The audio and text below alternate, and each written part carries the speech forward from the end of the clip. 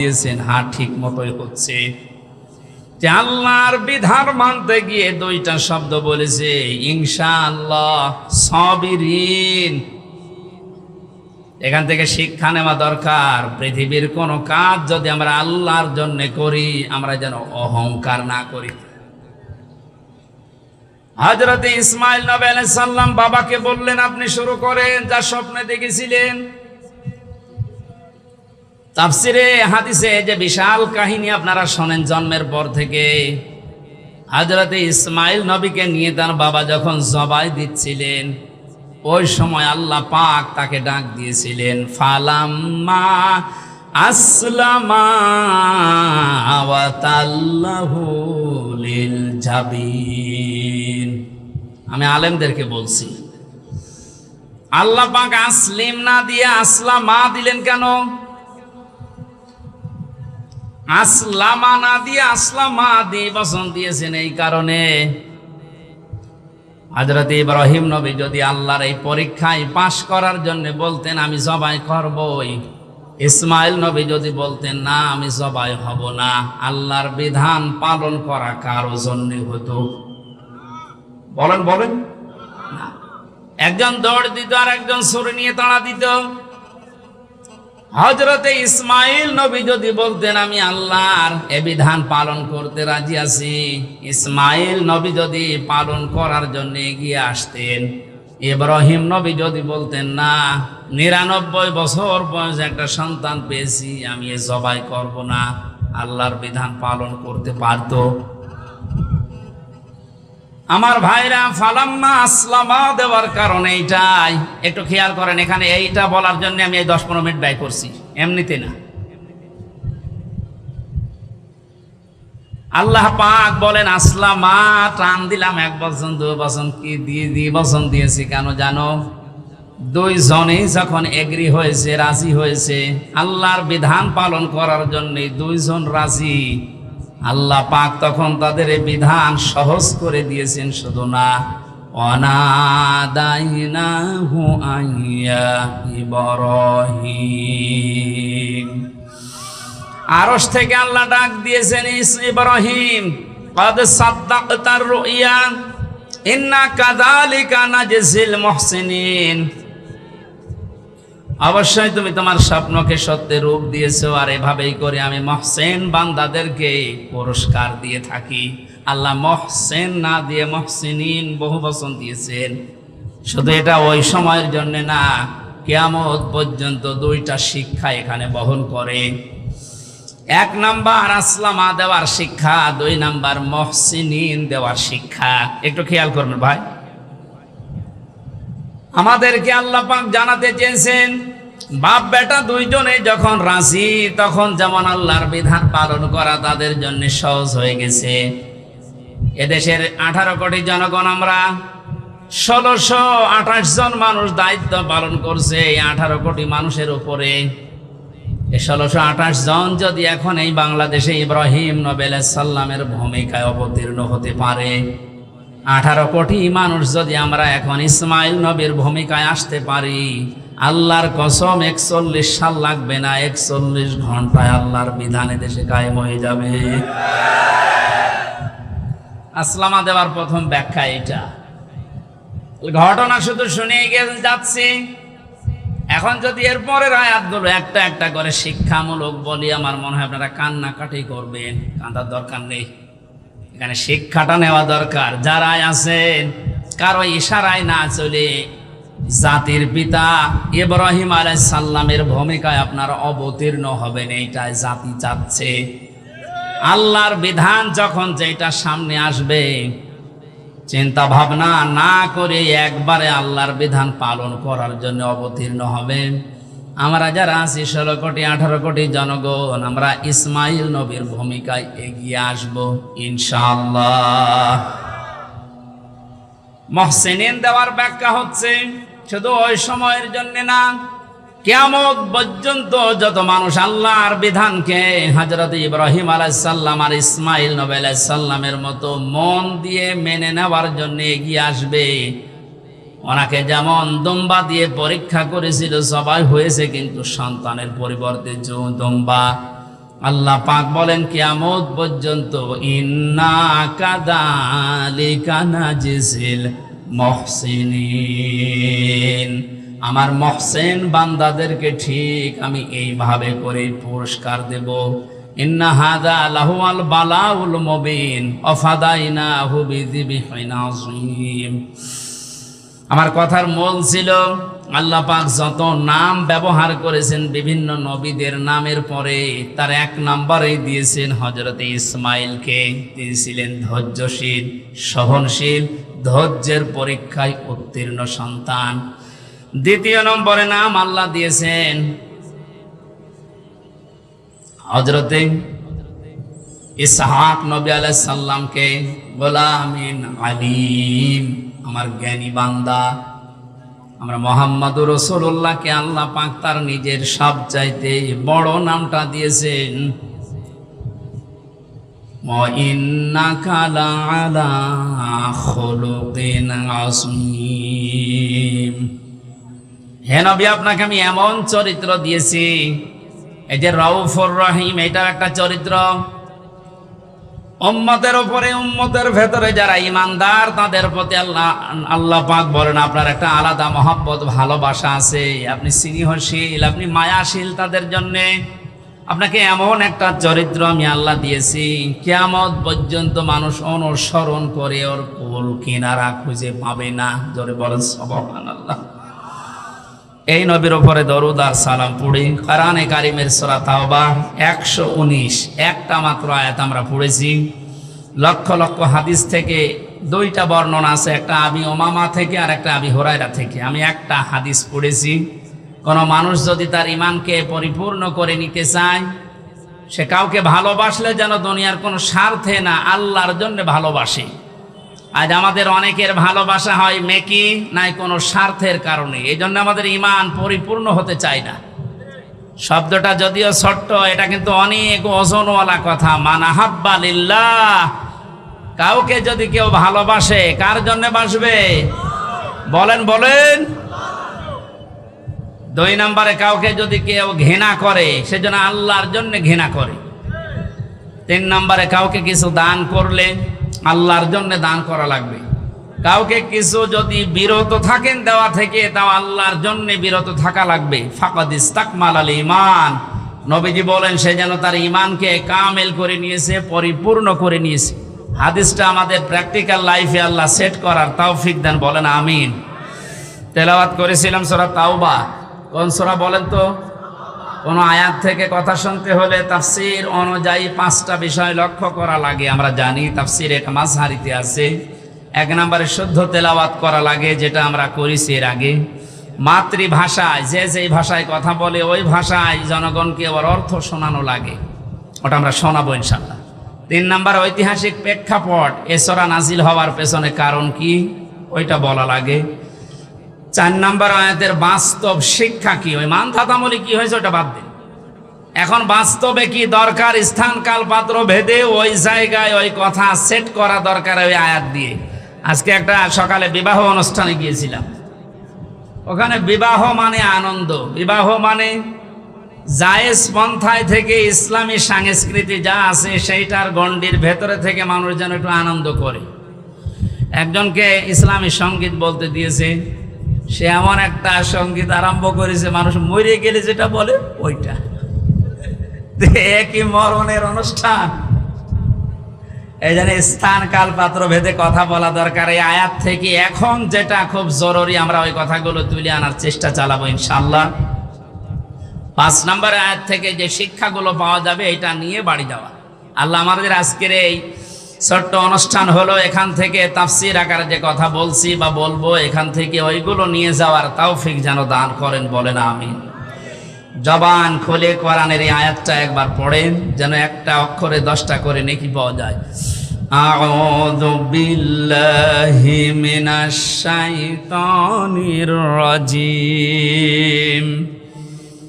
বিসমিল্লাহির রহমানির রহিম।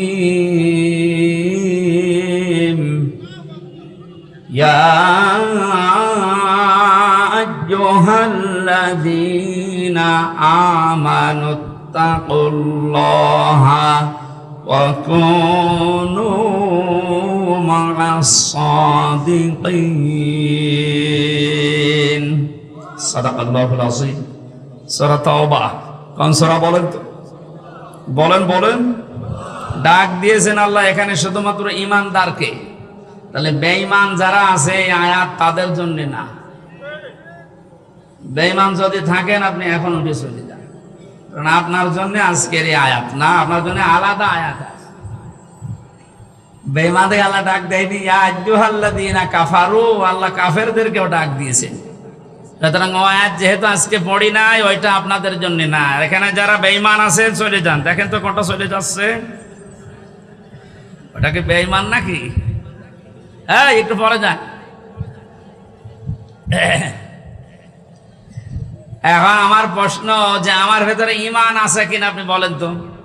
আমার তো জুব্বা গায়ে আছে, পাগড়ি মাথায় আছে, এত বড় সুন্দর সুন্দর টুপি মাথায় দিয়ে আছে, আমার হাতে তসবিহও আছে, আমার ঈমান নেই মানে? না।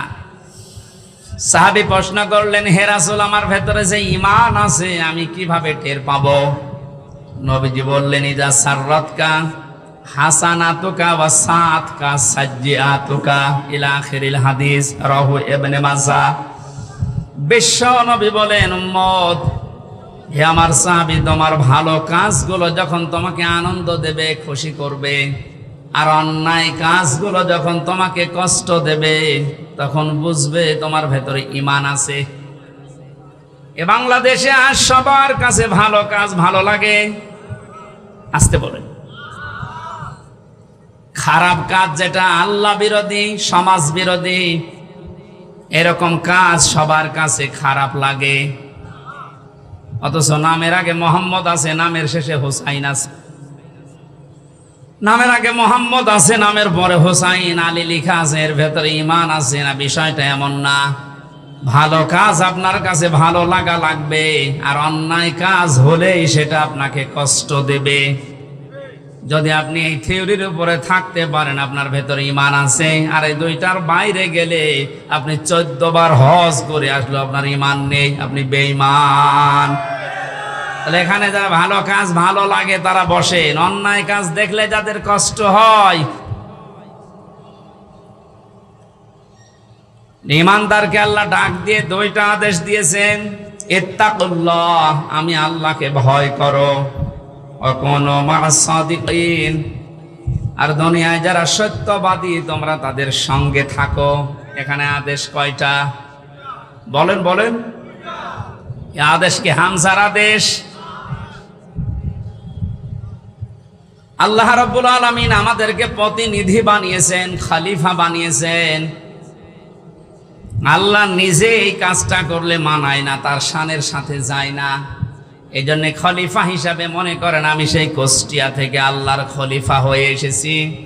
আল্লাহর বান্দাদের সামনে আল্লাহর ওই কথাগুলো অ্যাডভার্টাইজ করছি। আশা করি আপনি আল্লাহর এই দুইটা আদেশ আজকে থেকে মেনে চলার চেষ্টা করবেন। 1 নম্বরে ইত্তাকুল্লাহ, আল্লাহকে ভয় করো। প্রশ্ন আসতে পারে, জন্মের পর থেকে শুনছি আল্লাহকে ভয় করো, তো ভয় তো করি না। আল্লাহকে ভয় করে শব্দের ভেতরে যে ব্যাখ্যাগুলো আমাদের এই বাংলাদেশ, ভারত, পাকিস্তানে চলে, একটা স্বাভাবিক ব্যাখ্যা এখন নিয়ে আসা লাগবে। ইত্তাকুল্লাহ, তাকওয়ার ব্যাখ্যা আধুনিকভাবে সব চাইতে সুন্দর ব্যাখ্যা আমার কাছে মনে হয়। আল্লাহর ভয় তো আছেই, আল্লাহর নিষিদ্ধ কাজগুলো ঘৃণা করে ছেড়ে দেওয়ার নাম তাকওয়া। এবং যেই বিষয় আমরা আছি দুনিয়াতে, ওই বিষয়ের উপরে দক্ষতা অর্জন করে, ওই বিষয়ের উপরে জ্ঞান অর্জন করে ওটা দুনিয়ায় কাজে লাগানোর নাম তাকওয়া। আমি বোঝাতে পারিনি। পৃথিবীতে বেঁচে থাকতে হলে আমাদের কর্মজীবন লাগবে, মাস্ট বি। যেই কর্মজীবনে আছি ওই জায়গায় যেন ওই বিষয়ের উপরে দক্ষতা অর্জন করে, জ্ঞান অর্জন করে ওটা সুচারুরূপে আঞ্জাম দিতে পারি, ওইটার আরবি নাম তাকওয়া। এই তাকওয়া বাংলাদেশে আছে। বলেন, যেই বিষয় জানে না আমরা আরো ওই বিষয়ে ওকে ওই চেয়ারে বসিয়ে দেই, এটা একটা জুলুম। সারা জীবন লেখাপড়া করেছে কিসের উপরে? ওরে ধর্ম মন্ত্রণালয়ের দায়িত্ব দিয়ে বসে আছে। ধর্ম কি ও জানে? ওরে দেওয়া দরকার ছিল ধান কয় মনে কয় মন হয়, কয় বিঘাতে কতটুকু লাগাতে হয়, ওই দায়িত্ব দেন। কারণ অনার্স মাস্টার্স করেছে ওইটার উপরে। তাহলে তাকওয়াটা আজ আমরা কোন জায়গায় দেখতে পাচ্ছি না, যে যেই বিষয় আমরা আছি ওই বিষয়ের উপর আমাদের জ্ঞান নেই অধিকাংশ মানুষের। আমি এই চেয়ারে বসার আগে, এটা একটা আমানতের জায়গা, এই মঞ্চগুলো একটা আমানত। এখানে বসার আগে আমার যতটুকু দায়িত্ব, এখানে যা দরকার ওই বিষয়গুলো কোরআন থেকে হাদিস থেকে চিন্তা ভাবনা করে গবেষণা করে পড়াশোনা করে এসে বলা। অথচ আজ 100 জনের 98 জনের ভেতরে এই দায়িত্ববোধ পাওয়া যাচ্ছে না। 7 দিন পর পর মসজিদে জুমার নামাজ হয়, এটা খেলা করার জন্য না। ইমাম সাহেব 7 দিন ব্যক্তি পরিবার সমাজ আর রাষ্ট্রের দিকে তাকাবে। 7টা দিন কোরআন থেকে হাদিস থেকে এর সলিউশন কি, এর সমাধান কি, উনি এইগুলো মিলিয়ে মিলিয়ে লোড করবে। 7 দিন পরে জমার নামাজে দাঁড়িয়ে জনগণকে ওই বিষয়ে সতর্ক করবে। জনগণ ওইটা বাস্তব জীবনে প্র্যাকটিক্যাল লাইফে সেট করবে। 3.5 লাখের উপরে মসজিদ থেকে যদি সত্যি এই আওয়াজগুলো এই মেম্বার থেকে আমানতের জায়গা থেকে আমরা দিতে পারতাম, আর যারা আমরা শুনতে যাই এটা যদি সত্যি আমরা মেনে নিতে পারতাম, এদেশ দুর্নীতিতে চ্যাম্পিয়ন হতো না। গভীর একটা ষড়যন্ত্র চলছে আজ কিছুদিন ধরে, না জানি জীবিত অবস্থায় আবার দেখা যায় কিনা যে দেশ এখন আর আমাদের হাতে নেই। কিছুদিন আগে 14 দলের সাথে বৈঠকের সময় মাননীয় প্রধানমন্ত্রী যে আশঙ্কা পেশ করেছিলেন, তার শেষের যে 5টা কথা, পার্বত্য চট্টগ্রাম অঞ্চলের কয়েকটা জেলা এবং মায়ানমার এবং ভারতের কিছু অংশ নিয়ে সাদা চামড়া যারা আছে, আমি নাম নিলাম না, এরা কিন্তু গোপন আন্দোলন চালিয়ে যাচ্ছে একটা স্বাধীন খ্রিস্টান রাষ্ট্র ঘোষণা দেওয়ার জন্য। ওদিকে মায়ানমারের কিছু অংশ, ভারতের কিছু অংশ, বাংলাদেশের চট্টগ্রামের রাঙ্গামাটি, বান্দরবন, খাগড়াছড়ি, এই কয়েকটা জায়গা নিয়ে, দক্ষিণ সুদানে যেমন দিয়েছে কিছুদিন আগে, ইন্দোনেশিয়ার পূর্ব তৈমুরে দিয়েছে কিছুদিন আগে। জীবিত অবস্থায় যদি এটা আবার দেখে যাওয়া লাগে যে বাংলাদেশও ভাগ হয়ে একটা দক্ষিণ সুদানের মতো স্বাধীন খ্রিস্টান রাষ্ট্র চলছে, এটা দেখে যাওয়ার আগে মরে যাওয়া ভালো। কারণ যে স্বাধীনতা সার্বভৌমত্ব অখণ্ড রাখার জন্যে, অক্ষুণ্ণ রাখার জন্য হাজার হাজার মানুষ জীবন দিয়েছে, লক্ষ লক্ষ মানুষ, লক্ষ লক্ষ মানুষের ইজ্জত সম্ভ্রম হারিয়েছে, সেটা যদি এখন চর্ম চোখে দেখে যাওয়া লাগে, এত চেতনা করে কি হবে? অনেকে চেতনার দোহাই দিয়ে বিভিন্ন কাজ করে যাচ্ছে। চেতনা আপনার থাকছে না, তো চেতনাটা কাজে লাগান। আল্লাহ সভাপতির উদয় হওয়ার তৌফিক দিন যদি কপালে হেদায়েত থাকে। এজন্য ষড়যন্ত্র যা হচ্ছে, নাক কান চোখ মুখ খোলা রাখা দরকার আমাদের। যে যেখানে আসি ওই জায়গা থেকে যেন জ্ঞান অর্জন করার মাধ্যমে, দক্ষতা অর্জন করে ওই জায়গাটা আমরা ঠিক রাখতে পারি আঞ্জাম দেওয়ার মাধ্যমে। আল্লাহ পাক বলেন তাকওয়া অর্জন করো। এখানে আমি 9টা বিষয় পেয়েছি। তাকওয়া অর্জন কিভাবে করতে হয়? আল্লাহর নিষিদ্ধ কাজগুলো ঘৃণা ভরে ছেড়ে দিতে হয়। যে যেই কাজে আসি ওই কাজের দক্ষতা অর্জন করে, জ্ঞান অর্জন করে ওইটা বাস্তবায়ন করতে হয়। এখন তাকওয়ার ফলাফল কি? তাফসিরে মাঝারিতে, তাফসিরে তাবারিতে এই 2টা জায়গায় পড়ে পেয়েছি। তাকওয়া যদি কেউ অর্জন করে, মহান আল্লাহ তাকে 12টা পুরস্কার দুনিয়া আখিরাত মিলে দান করেন। বলেন সুবহানাল্লাহ। দুনিয়ায় তাকওয়ার 1 নাম্বার ফলাফল, এ দুনিয়াতে এই লোকটা বিপদে মুসিবতে পড়লে এমন জায়গা থেকে আল্লাহ সাহায্য পাঠায়, ওই লোকটার ধারণাও ছিল না যে এখান থেকে সাহায্য আসতে পারে। সত্যি যদি আপনার তাকওয়া অর্জন হয়, এটা আপনি দেখতে পারবেন। 2010 সালে আমি বিশ্ববিদ্যালয়ে ভর্তি হয়েছিলাম। এর আগে যেখানে জমার নামাজ পড়াতাম, এই আয়াতের বাস্তব প্রেক্ষাপট আমি নিজের জীবনে পেয়েছি।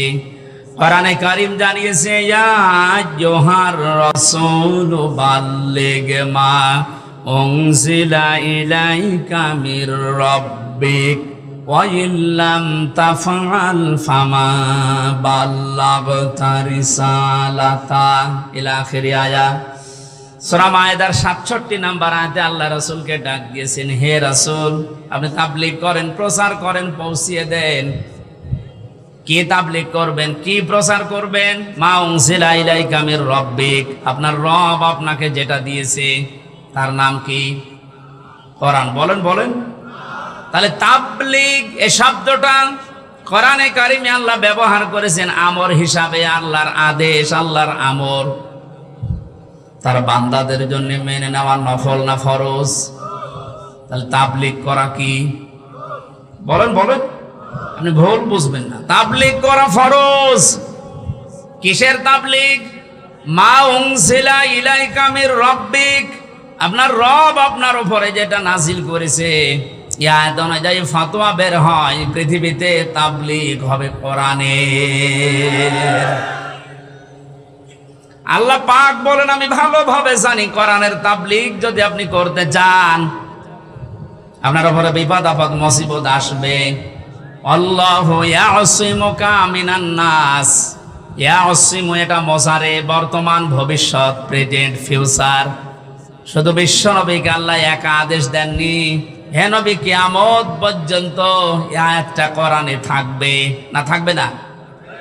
সত্যি যদি কোরআনে কারীম আমি আল্লাহর কালাম, এটা তাবলীগ করা ফরজ, এই বিশ্বাস নিয়ে মানুষ যদি তাবলীগ করতে চায়, প্রচার করতে শুরু করে, বিপদ আপদ মুসিবত আসবে, আমি আল্লাহ নিজে আপনাকে বাঁচাচ্ছি, তাদেরকেও বাঁচাবো। এদের উপরে পরিপূর্ণ বিশ্বাস নিয়ে যখন ওই ছোট বয়সে, কয় বছরের বয়স ছিল তখন? কেবল ইন্টার শেষ করে বিশ্ববিদ্যালয়ে গেছি, খুব বেশি হলো 19-20 বছর হবে। এই 20 বছর বয়স থেকে আমি দেখেছি কোরআনে কারীমের সঠিক তাবলীগ করার কারণে, যদি ওই সময় আমাকে পুলিশ ধরেছিল, হাজতে নিয়েছিল, জেলে গিয়েছিলাম, আল্লাহ এমন ভাবে বাঁচিয়েছে, তা আমারও বিশ্বাস হয়নি যে এভাবে বাঁচা যায়। আল্লাহর কোরআনের উপরে বিশ্বাস অগাধ। ওই যে বলছিলাম, দুনিয়াতে যে যেই কাজে আছেন ওই বিষয়ের উপরে জ্ঞান অর্জন করে দক্ষতা নিয়ে এগিয়ে যাওয়ার সামনে এ তাকওয়া যদি তৈরি হয়, প্রথম আল্লাহ ফলাফল দেবেন। বিপদে পড়লে এমন জায়গা থেকে সাহায্য আসবে যেটা চিন্তার বাইরে। জোরে বলেন সুবহানাল্লাহ। আমি 9টা বলতে পারলাম না, এগুলো আছে। আমার মূল বিষয় কোনু মা'আস সাদিকিন, আল্লাহর আদেশ তোমরা সত্যবাদী যারা আছে তাদের সঙ্গে থাকো। এই আদেশ কার? আরো জোরে বলেন। এই আয়াতটা নিয়ে আজ সবচাইতে বেশি ভেজাল বাংলাদেশের, ভারতে।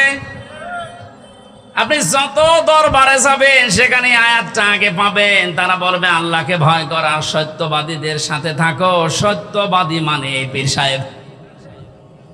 অথচ সাদিকিন, সত্যবাদী কারা? এ কথা বলবে কে বলেন তো? বলেন বলেন। হামজা যদি বলে অমকে সত্যবাদী, অমক দল সত্যবাদী হবে? কোরআনে কারীমে আল্লাহ আয়াতের ব্যাখ্যা সূরা বাকারার 177 নম্বর আয়াতে দিয়েছেন যে 10টা গুণ যাদের ভেতরে পাওয়া যাবে, আমি আল্লাহর ভাষায় উলাইকাল্লাযীনা সাদাকু ওয়া উলাইকা হুমুল মুত্তাকুন। এই মানুষগুলো হচ্ছে আমি আল্লাহর ভাষায় ইমানের দাবিতে সত্যবাদী, আর এরা তাকওয়াবান, এরা মুত্তাকি। তোমরা যদি সঙ্গী সাথী থাকতে চাও, এই 10টা গুণ যাদের ভেতরে আছে তাদের সাথে থাকো। এটা রেকর্ড হচ্ছে সারা পৃথিবীতে, কালকে ছড়াবে। আমার সামনে এখন 750 কোটির উপরে বেশি মানুষ মনে করেন বসে আছে। আমি নিজের ইমান থেকে দায়িত্ববোধ নিয়ে কথা বলছি। আল্লাহ যাদের সাথে থাকতে বলেছেন তাদের পরিচয় যদি এখন এই আয়াতের সাথে মিলে যায়, অবশ্যই তাদের সাথে থাকা আপনার জন্য ফরজ। কোরআনে কারিম আদেশ দিচ্ছে, এবার আপনি মিলান, লাইসাল বিররা আন তুওয়াল্লু ওয়াজহাকুম কিবালাল মাশরিকি ওয়াল মাগরিবি ওয়ালাকিন্নাল বিররা মান আমানা বিল্লাহ। আল্লাহ পাক বলেন শুধু পূর্ব দিকে আর পশ্চিম দিকে মুখ ঘুরিয়ে নামাজ পড়লে সওয়াব হবে। কে বলেছে তোমাদেরকে? শুধু মুখ ঘুরিয়ে নামাজ পড়লেই মনে করছো না আমার সওয়াব এত বেশি হয়ে গেছে, জান্নাত আমার জন্য যথেষ্ট? কখনোই না। ওয়ালাকিন্নাল বিররা মান আমানা বিল্লাহ। আরে আসল নেকির কাজেই দুনিয়াতে আল্লাহর উপরে বিশ্বাস করা। কার উপরে? এখন আল্লাহর উপরে বিশ্বাস কি? এখন বলেন যে জন্মের পর থেকে যে শব্দ শুনছি আল্লাহর উপরে ঈমান আনা, বিশ্বাস করা। কোন মানুষ যদি রংপুরবাসী ভালো করে খেয়াল করেন, কোন মানুষ যদি বলে আল্লাহর উপরে আমি বিশ্বাস করেছি, তার ভেতরে কমপক্ষে 4টা জিনিস পাওয়া যাবে, মাস্ট বি। ওই যে ছোটবেলায় কায়দা পড়েছিলাম, মাওলানারা পড়িয়েছিল, আমানতু বিল্লাহি কামা হুয়া বিআসমাইহি ওয়া সিফাতিহি ওয়া ক্বাবিলতু জামিআ আহকামিহি ওয়া আরকানিহি। এখানে গুরুত্বপূর্ণ 4টা বিষয় আছে। আপনাকে বলা লাগবে যে আমি এমন আল্লাহর উপরে ঈমান এনেছি যার অস্তিত্ব আছে, যার নাম আছে, যার নামের গুণাগুণ আছে। শুধু নাম নিয়েই বসে নেই, প্রতিটি নামের কার্যকারিতা আছে। আর ওই কার্যকর ভূমিকাগুলো আমি 100% বিশ্বাস করি। তাহলে আমার ভেতর থেকে এই পৃথিবীর সব ভয় আমার আল্লাহ আস্তে আস্তে দূর করে দেবে। এটা বিআসমাইহি ওয়া সিফাতিহি, আমি এমন আল্লাহর উপরে ঈমান এনেছি, বিশ্বাস করেছি যার শুধু নাম আছে তা না, নামের গুণাগুণ আছে, কার্যকর করার ক্ষমতা আছে। রাজ্জাক নাম কি? আরো জোরে বলেন। এই নামটা নিয়ে শুধু তিনি বসে নেই, এ নামের গুণাগুণ আপনি পৃথিবীর দিকে তাকান। এই নামটা নিয়েছে এই কারণে পৃথিবীতে কেউ না খেয়ে মারা যায় না। পৃথিবীর কোন সৃষ্টি আজ পর্যন্ত না খেয়ে মরে গেছে আমরা ইতিহাস এরকম পাইনি। কারণ এই দায়িত্বটা দুনিয়ার মানুষের না, এ দায়িত্ব সরাসরি কার? যার ভেতরে এই বিশ্বাসটা 100% ঢুকবে, সে রিস্কের জন্য কোনোদিন কারো কাছে শিরিক করবে না। অন্য ধর্মের লোকেরা হাজারো এই শব্দটা শিরিকের জায়গায় নিয়ে গেছে। আল্লাহ যে রাজ্জাক, এই বিশ্বাসটা না করে ফসলে বরকত দেওয়ার মালিক দুর্গা এ কথা বলে তারা দুর্গাকে বিশ্বাস করে যে দুর্গা আমাদের ফসলে বরকত দেয়। অনেক মুসলমান পর্যন্ত তাদের কথার সাথে সুর মিলিয়ে বলে ফেলে মা দুর্গা গজে চড়ে এসেছিল, এই জন্য ফসলের বরকত এবার বেশি হয়েছে। রিস্কের মালিক কে বলেন তো? রাজ্জাক নামটা খেলা করার জন্য নিয়েছে। হযরতে সুলাইমান নবী আলাইহিস সালাম একবারে দায়িত্ব নিতে চেয়েছিলেন এক বেলার জন্য। আল্লাহ পাক বলেছিলেন তুমি পারবে না, কারণ রাজ্জাক দুনিয়ার কারো নাম না, রাজ্জাক কার নাম? আরো জোরে বলেন। তিনি জোর করে সে নিয়েছিলেন, পারেন নাই, কিয়ামত পর্যন্ত কেউ পারবেও না।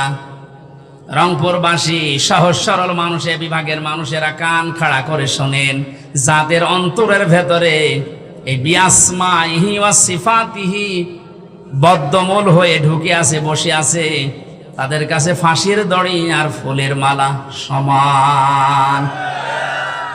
তাম দুনিয়ায় একদিকে চলে গেলে ওই মানুষগুলোকে আল্লাহ যে রাজ্জাক, এখান থেকে আপনি টলাতে পারবেন না। এই জন্য মানুষগুলোর জীবনের দিকে তাকিয়ে দেখবেন, যারা আল্লাহকে রাজ্জাক বলে বিশ্বাস করে, রিস্কের কোনো পরোয়া, কোনো ভয় তাদের নেই। কারণ এই দায়িত্বটা আল্লাহর। আল্লাহ যেই দায়িত্ব নেয়নি ওই বিষয় নিয়ে তারা সব সময় চিন্তিত। রিস্কের বিষয় কার কাছে? আপনি মরণের পরে আপনার আমল অনুযায়ী আপনার হিসাব হবে। আমল ভালো না হলে আল্লাহ আপনার জন্য জান্নাত দেবেন না। এই জন্য যে মানুষগুলো আল্লাহ যেটা আমাদের উপরে ছেড়ে দিয়েছে যে ঈমান আর আমল, এইটা ঠিক করার জন্য, সোজা করার জন্য তারা 24 ঘন্টায় দেখবেন ব্যস্ত। রিস্কের জন্য তাদের এত ব্যস্ততা, এত পেরেশানি দেখতে পাবেন না। আমার ভাইরা, শেষের কথাগুলো আর মারাত্মক। আমি এমন আল্লাহর উপরে ঈমান এনেছি যার অস্তিত্ব আছে, না শুধু অস্তিত্ব নিয়েই বসে নেই, শুধু নাম নিয়েই বসে নেই, নামের গুণাগুণ কার্যকারিতা তো আছে। কাবিল তো জামিয়া, আমি কবুল করে নিয়েছি সব কিছুকে। আহকামিহি ওয়া আরকানি, যত বিধান তিনি আমার জন্য দিয়েছেন দুনিয়াতে সব আমি কবুল করে নিলাম, স্বীকার করলাম। যত হুকুম আহকাম আরকান আছে সব আমি মেনে নিয়েছি। এই চারটা বিষয় গুরুত্বপূর্ণ ভাবে আল্লাহকে সেই ছোটবেলায় আমরা শুনিয়েছি কায়দা পড়তে গিয়ে। কোন মানুষ যদি ঈমান আনে যে আমানতু বিল্লাহ, আমি ঈমান এনেছি, কয়টা বিষয় মানা লাগবে বলেন তো? আল্লাহ বলেন এটা আসল নেকির কাজ। এটা যার ভেতরে বদ্ধমূল হবে তার দ্বিতীয় নম্বর কাজ হবে ওয়াল ইয়াউমিল আখিরি, এই মানুষগুলো কিয়ামতে জবাব দেওয়া লাগবে, এই বিশ্বাস তার ভেতরে দিন দিন তৈরি হবে। যে জাতির ভেতরে কিয়ামতের বিশ্বাস যত বেশি তৈরি হবে, ওই জাতি তত বেশি জবাবদিহিমূলক আচরণ করবে। মরণের পরে জবাব দেওয়া লাগবে, আল্লাহর দরবারে দাঁড়ানো লাগবে। বিশ্বাস আজ অনেকের ভেতরে নেই, এই জন্য আমরা বেপরোয়া জীবন যাপন করছি। আয়াতের তাফসিরে আজকেই পড়ছিলাম, কোন মা'আস সাদিকিন, আল্লাহ পাক জানিয়েছেন হে নবী আপনি বলেন দুনিয়াতে যারা সত্যি পৃথিবীতে সত্যের উপরে টিকে থাকার জন্য চেষ্টা চালায়, আসমানে একটা ঘোষণা হয়ে যায় যে আমার ওই বান্দা ওই বান্দি সত্যবাদী, করে বলেন সুবহানাল্লাহ। কোন মানুষ যখন সত্যবাদী হিসাবে পরিগণিত হয়, ঘোষণা হয় আসমান জমিনে, আল্লাহ পাক ওই সত্যের দ্বারা তাকে জান্নাতের দিকে এগিয়ে দেন। আর কোন মানুষ যখন মিথ্যার উপরে মিথ্যাকে প্রতিষ্ঠা করার জন্য চেষ্টা চালায়, আসমান জমিনের যে ঘোষক ফেরেশতা আছে ঘোষণা দিয়ে দেয় যে ওই লোকটা ওই মেয়েটা মিথ্যাবাদী, ওর নাম মিথ্যাবাদী হিসাবে পরিগণিত হয়ে যায়। ওই মানুষটা মরণের আগে আর ঈমান পায় না, ও বেঈমান হয়ে মারা যায়, কারণ মিথ্যা এই পৃথিবীর সব পাপের মূল। এর থেকে আপনি কি বুঝলেন? মিথ্যাকে আজ যারা জানা শোনার পরে প্রতিষ্ঠিত করতে চান, কায়েম করতে চান, দাঁড় করিয়ে রাখতে চান, হয়তো আপনি আরো 50 বছর এই দুনিয়ায় টিকে থাকতে পারবেন, কিন্তু মরণের সময় আপনি ঈমান পাবেন না, বেঈমান হয়ে মরবেন। মিথ্যা সব সময় নিয়ে যায় জাহান্নামের পথ দেখাতে। আল্লাহ এই শব্দটা সহজ ভাবে আমাদের দুই দলকে, সত্য এবং মিথ্যার উপরে যারা আছি, এই দুই দলকে এই শব্দটা সহজ ভাবে বোঝার তৌফিক দেন, বলেন আমিন। আপনাদের আমিন শুনে বোঝা যাচ্ছে যেটা আপনি মানবেন না। কিয়ামতের বিশ্বাস যে জাতির ভেতরে যত বদ্ধমূল ভাবে বসে যাবে, ওই জাতির কাছে জবাবদিহিমূলক আচরণ পাওয়া যাবে। এইটা তৈরি করার জন্য আজ বাংলাদেশে জনগণের সামনে কোরআন দিয়ে আমরা কথা বলতে চাই। আপনার কাজ ছিল এইটা, ওই কাজ আমরা করে দিচ্ছি, আমাদের আরো বাহবা দেওয়া দরকার। কিন্তু অনেক জালেম আছে আমাদের কাজে বাধা দেয়, আরো বন্ধ করে দেয়। ওয়াল ইয়াউমিল আখিরি পর্যন্ত আল্লাহ শেষ করেননি। এই শব্দটার ভেতরে এত কিছু লুকিয়ে পেয়েছি আমি। কোন মানুষ যদি সত্যিই বলে আল্লাহ কিয়ামতে আমার জবাব দেওয়া লাগবে, এটা আমি বিশ্বাস করি, দেখবেন ওর জীবন ওই দিন থেকে আস্তে আস্তে পরিবর্তন হয়ে যাচ্ছে। ওর চলাফেরা, ওর কথাবার্তা, ওর লেনদেন, ওর আচার আচরণ সব পাল্টিয়ে গেছে। খলিফাতুল মুসলিমিন হযরত ওমর, হাদিসটা যদিও দুর্বল, আমি শিক্ষার জন্য বলছি, ইন্তেকালের 12 বছর পর তার সন্তান আব্দুল্লাহর সাথে দেখা হয়েছিল স্বপ্নে। হযরতে আব্দুল্লাহ বলেন, বাবা কোথায় ছিলেন এতদিন? খলিফাতুল মুসলিমিন হযরত ওমর বলে, বাবারে আজ 12টা বছর আমি দুনিয়ার জীবন ছেড়েছি, আমি আল্লাহর দরবারে হিসাব দিচ্ছিলাম। শেষ পর্যন্ত মহান আল্লাহ আমাকে বলেছে, ওমর আমারে মাফ করে দিলাম। 12 বছর পরে এখন আমি আল্লাহর মাফের ঘোষণা পেয়ে জান্নাতের নহর থেকে গোসল করে জান্নাতের কাপড় পরে আমি জান্নাতে যাচ্ছি। ও রংপুরবাসী, আকাশের তারকার চাইতে হযরত ওমরের নেকির কাজ দুনিয়ায় বেশি ছিল। রাস্তা দিয়ে গেলে শয়তান পর্যন্ত ভয় পেত ওই রাস্তায় যেতে। নবীর পরে যদি কেউ নবী হওয়ার যোগ্যতা অর্জন করত, হযরত ওমর নবী হয়ে যেত। জান্নাতের সার্টিফিকেট জিন্দা অবস্থায় যে পেয়েছিল যারা, তার ভেতর উনি 2 নাম্বার। এই পর্যায়ের মানুষ, মানে যদি 12 বছর লাগে তারপর আল্লাহ বলেন আমি মাফ করে দিয়েছি। বলেন তো আপনি নিজের দিকে তাকিয়ে যে আপনার কয় বছর লাগবে? আমি মাঝে মাঝে একা যখন থাকি আমার মাঝে মাঝেই মনে হয় আল্লাহ তুমি যদি আমার এখনই বলো হামজা তোরে আমি 2024 সালের জুন মাসের 1 তারিখ পর্যন্ত মাফ করে দিলাম, যা শুধু জুন মাসের 2 থেকে এই 24 এই 23টা দিনের হিসাব দিয়ে তুই জান্নাতে চলে যা। আমার যে জীবনের স্টাইল, আমার মনে হয় 24 দিনের হিসাবও আমার দেওয়া সম্ভব না। আপনারা পারবেন না? আপনাদের গলার ভাব দেখে বোঝা যাচ্ছে পারবেন।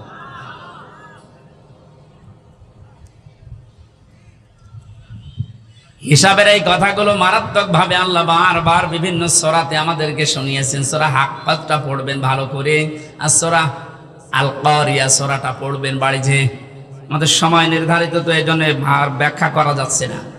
আল ইয়াউমিল আখিরি ওয়াল মালাইকাতি ওয়াল কিতাবি ওয়ান নাবিয়্যিন, এখানে একটা একটা করে 10টা গুণের কথা আছে। এই গুণগুলো দুনিয়ায় যারা অর্জন করতে পারে, এই মানুষগুলো আল্লাহর ভাষায় সত্যবাদী। আল্লাহর ভাষায় কি? আমার কেবল 2টা হয়েছে, এখনো 8টা বাকি আছে, আমি শেষ করে দেব।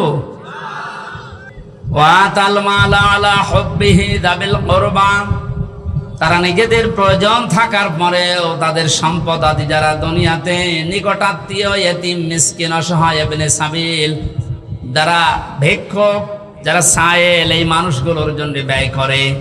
ও বাংলার জনগণ, আর চারদিকে আর বাংলাদেশের দিকে আপনি একটু তাকান। যারা 15 বছর 20 বছর ক্ষমতার বাইরে, নিজের হাজারো প্রয়োজন থাকার পরেও বন্যার্থ মানুষের পাশে কারা দাঁড়িয়েছে? এই ছোট বিষয়টা যদি আপনি খেয়ালে না আনতে পারেন, ইমানের দাবিতে সত্যবাদী কারা, মুত্তাকি কারা, আপনি কিভাবে ধরবেন বলেন? এই যে জাবিল কুরবার ভেতরে আমরা পেয়েছি নিকট আত্মীয় যারা আছে, এই মানুষগুলোকে অবশ্যই আপনার হক আদায় করা লাগবে, বিশেষ করে রক্তের সম্পর্ক যাদের সাথে। আজ নিজের আপন ফুফু, নিজের আপন চাচা, নিজের আপন বোন, নিজের আপন ভাই, সবচেয়ে বেশি সম্পর্ক রক্তের এদের। আজ হাজারো নামাজি, রোজাদার, হাজি মানুষও দেখতে পাই, এদের সাথে সম্পর্ক ভালো না যত সম্পর্ক ধর্ম আত্মীয়র সাথে। যারা আজ নিজের আত্মীয় স্বজনকে ধোঁকা দেন, তাদের যে সম্পদগুলো দেওয়া দরকার ওগুলো ফাঁকি দেন। জমি জায়গা, বোনকে ফাঁকি দিয়েছেন, ফুফুকে, চাচাকে, আপনি লিখে নিতে পারেন জাহান্নামের একটা টিকিট আপনি বুক করে ফেলেছেন। অথচ এখানে হাজারো মানুষ এমন আছে হজ করে এসেছে বোনের জমি ফাঁকি দিয়ে। বলেন নাউজুবিল্লাহ। নিজের বোনের যে সম্পদ আছে, তার যে হক আছে ভাইয়ের প্রতি, আজ হাজারো পরিবারে আমি সহ অনেকেই মানতে পারছি না। এর পেছনে সেই কয়জন দায়ী আছে, তার অন্যতম দায়ী আপনার বউ। এমন একটা বউ আমি পেয়েছি, আমার নিজের আপন বোন, আমার নিজের আপন ভাই, আমার আপন ফুফু, আপন চাচা, এদের যে হকগুলো আদায় করতে গেলে পেছন দিক থেকে টেনে ধরে। এই এমন বউ দেশে নেই? আর এই বউকে বারবার পেছন দরজা দিয়ে শিক্ষা দেয় ওর মা। এই জন্য মেয়েরা যারা এসেছেন, বিয়ের পরে যদি আপনি মায়ের পরামর্শ মতো, বুদ্ধি মতো চলেন, বেশি দিন সংসারে টিকতে পারবেন না, দেখবেন ডিভোর্স হয়ে গেছে। কোন স্ত্রী যদি চায় যে আমার আবু জর বেশি দিন বেঁচে থাক, আমার আবু জর দুনিয়াতে বেশি দিন হায়াত পাক, তার সংসার, তার সন্তানাদি, তার সম্পদাদি, তার সম্মান দুনিয়ায় আরো বেড়ে যাক, তিরমিজি শরীফের হাদিস, আল্লাহর নবী বলেন সেই বউ যেন তার স্বামীকে বারবার বলে, স্বামী তুমি আর যাই করো, রক্তের সম্পর্ক যাদের সাথে আছে এইগুলো অটুট রাখো। কিন্তু আজ এদের কারণে এই জাবিল কুরবাটা আমরা করতে পারি না। তার মানে যে স্ত্রীর জন্য, যে স্ত্রীর মার কারণে আমার নিজের রক্তের সম্পর্ক ঠিক রাখা যায় না, ওই স্ত্রী চায় যে আমার আবু জর তাড়াতাড়ি মরি যাক। কথা বলছেন এটা? আমি সহ যারাই আছি ঝামেলায়, আল্লাহ আমাদেরকে ঝামেলা কাটিয়ে ওঠার এবং এই আয়াতের উপরে আমল করার তৌফিক দেন, বলেন আমিন। সম্মানিত মা বোনেরা, কথাটা শুনতেও যদিও আপনার কাছে খারাপ লাগছে, এইটাই বাস্তব। আমি নিজে একজনের জামাই, আমি নিজে আমার ইমান থেকে বলছি, আমি আমার শ্বশুর শাশুড়িকে, এখানে যত জামাই আছে প্রত্যেকটা জামাই আমরা যেভাবে শ্বশুর শাশুড়িকে মা বাবা মনে করে দেখি, আমাদের বউগুলো যদি তারা নিজেদের শ্বশুর আর শাশুড়িকে নিজের মা বাবার মতো মনে করে দেখতো, কোনো সংসার আলাদা হতো না।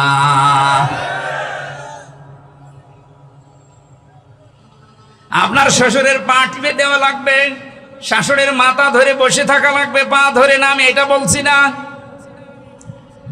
আপনাকে দিয়ে আপনার স্বামী যেন আরো উদ্বুদ্ধ হয় যে আপনার সাবিল করবা নিকট আত্মীয়র ভেতর তার মা, তার বাবা, তার বোন, তার ভাই, তাদের উপরে হক আছে 7টা। এই 7টা হক যেন আপনার স্বামী আদায় করে, আপনি আর উদ্বুদ্ধ করবেন।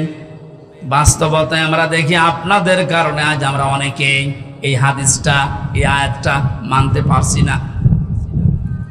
বিশ্বনবীর স্ত্রীর দিকে তাকান তো, খাদিজাতুল কুবরা। তিনি যখন নবুয়ত পেয়ে আসেন, ডাক দিয়ে বলেছিলেন, জাম্মিলুনি জাম্মিলুনি ইয়া খাদিজা, আমাকে ঢেকে দাও, আমি ভয় পেয়েছি। হযরতে খাদিজা ওই দিন 6টা কথা বলেছিলেন। খাদিজাতুল কুবরা ডাক দিয়ে বলেছেন, আল্লাহি কাল্লা লা ইখজিকাল্লাহু আবাদান। এই শব্দের ভেতরে খাদিজাতুল কুবরা আল্লাহর নামই উচ্চারণ করেছেন 2 বার, অথচ তিনি অতক্ষণ পর্যন্ত ঈমান আনেননি। তিনি বলছেন, আল্লাহর কসম কখনোই না, আল্লাহ আপনাকে অপমান করতে পারেন না, করবেনও না, কারণ আপনি 6টা কাজ দুনিয়ায় করেন। 1 নম্বর, এই দুনিয়াতে রক্তের সম্পর্ক যাদের সাথে আছে এগুলো আপনি ঠিক রাখেন। খাদিজাতুল কুবরা যদি সাহায্য না করতেন, বিশ্ব নবীর নিকট আত্মীয় রক্তের সম্পর্কগুলো ঠিক রাখতে পারতেন না। নবীজি করেছিলেন, খাদিজাতুল কুবরা সার্টিফিকেট দিয়েছেন। এখান থেকে মাসলা বের হয়, পৃথিবীর ময়দানে যারা রক্তের সম্পর্কগুলো ঠিক রাখবে, এই মানুষগুলোকে জিন ভূত এগুলোতে ভয় দেখাবে না। আমি আবার বলছি, দুনিয়াতে যারা রক্তের সম্পর্কগুলো অটুট রাখবে, ঠিক রাখবে, এই জিন ভূত পরি এগুলোর ভয় আল্লাহ তাদের থেকে দূরে সরিয়ে রাখবে। খাদিজাতুল কুবরা নবীকে বলেছিলেন, আপনি ভয় পাবেন না, কোন দুষ্ট জিন পরি ভূত যাই বলেন এগুলো আপনাকে ভয় দেখাতে পারে না, কারণ আপনি রক্তের সম্পর্কগুলো ঠিক রাখেন। আজ আমাদের দুনিয়াতে এগুলো সব আস্তে আস্তে উঠে যাচ্ছে, আর এইগুলোর ভয় আমাদের ভেতরে এগুলো বদ্ধমূল হচ্ছে। অনেক বড় বড় অফিসার পর্যন্ত তাল গাছের ভেতরে কি যেন নড়ে উঠেছে, ভয়তে এসে বলছে, হুজুর ফু দিয়ে দেন। কেন? তাল গাছের ভেতরে কি যেন নড়ে উঠলো। তাল গাছের ভেতরে কি নড়ে ওইটা দেখে তোমার ভয় লেগেছে, লাগবেই তো, কারণ তোমার তো রক্তের সম্পর্ক ঠিক নেই, ভাইয়ের সাথে ভাইয়ের সম্পর্ক আজ ঠিক নেই। শুধুমাত্র 1 বিঘত জমি ভাগ করা নিয়ে ভাইকে হত্যা পর্যন্ত করছে এমন মানুষও দেশে আছে। এখনই চোখ বন্ধ হয়ে গেলে 1 বিঘা না, 1 বিঘত না, 1 হাত না, 1 বিঘা না, 10 বিঘা জমি আপনার সাথে যাবে। এজন্য খেয়াল করে রক্তের সম্পর্ক হলো একটু ছাড় দিয়ে হলো আমাদের ঠিক রাখা দরকার। আমি সহ যারা এসেছি, আল্লাহ তুমি আমাদেরকে রক্তের সম্পর্ক অটুট করার তৌফিক দাও, আর এগুলোর যারা বাধা, এই বাধাগুলোকে তুমি দূর করে দাও, বলেন আমিন। ওয়াতাল মালা আলা হুব্বিহি যাবিল কুরবা ওয়াল ইয়াতামা ওয়াল মাসাকিনা ওয়া ইবনাস সাবিল ওয়াস-সাইলিনা ওয়া ফির রিকাব ওয়া আকামাস সালাতা ওয়া আতাজ যাকাত। দুনিয়াতে যারা নামাজ কায়েম করে, নামাজ কায়েমের আন্দোলন করে, সম্পদ থাকলে যারা যাকাত দিয়ে দেয়, والموفون بعهدهم إذا عاهدوا والصابرين في البأساء والضراء وحين البأس। আল্লাহ পাক বলেন যারা ওয়াদা করলে ঠিক রাখে, আর যারা বিপদে আপদে মুসিবতে দুঃখ কষ্টে যারা ধৈর্য ধারণ করে। আমার তো ইমানের দৃষ্টিতে লক্ষ্য করলে দেখি এই 10টা গুণ এই বাংলাদেশে অনেকের ভেতরেই নেই। আমি একটা জরিপ পেয়েছিলাম, এই 10টা গুণ এই দেশের 100 জনের মাত্র 15 জনের ভেতরে পাওয়া যায়। যতদিন পর্যন্ত 10টা গুণ 100 জনের 50 জনের ভেতরে তৈরি না হবে, ততদিন দেশে ইসলাম কায়েম করে টিকিয়ে রাখা সম্ভব না। আল্লাহ আমাদেরকে ওই 15 জন থেকে 50 জন পর্যন্ত উত্তীর্ণ হওয়ার তৌফিক দিন। সত্যবাদী যারা আল্লাহর ভাষায় এই 10টা গুণ যারা অর্জন করছে তাদের সাথে থাকার তৌফিক দেন, আমিন। বারাকাল্লাহু লানা ওয়া লাকুম ফিল কোরআনিল আযীম। আল্লাহুম্মা আমিন।